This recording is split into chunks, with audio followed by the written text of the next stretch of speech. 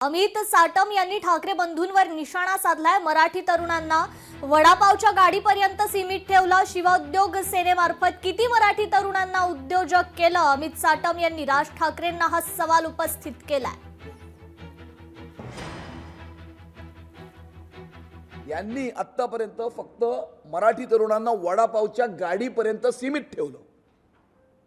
सर्वप्रथम मी राज ठाकरे यांना सवाल करतो की मराठी तरुणांना नोकऱ्या आणि उद्योजक देण्यासाठी फंड रेजिंग करण्यासाठी त्यांनी शिवउद्योग सेनेची स्थापना केली होती।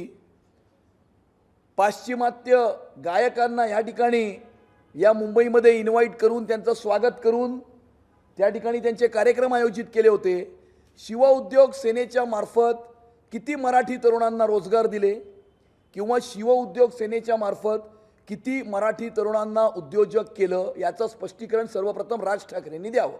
कोहिनूर मिल बंद पडल्यानंतर त्या कोहिनूर मिलच्या ठिकाणी जो कोहिनूर स्क्वेअर नावाचा मॉल हा जो तयार झालेला आहे त्यामध्ये त्याची डेव्हलपमेंट मातोश्री इन्फ्रास्ट्रक्चर प्रायव्हेट लिमिटेड, मातोश्री डेव्हलपर्स प्रायव्हेट लिमिटेड या कंपनींनी केलेली आहे। त्याच्यामध्ये राज ठाकरे सुद्धा भागीदार आहेत।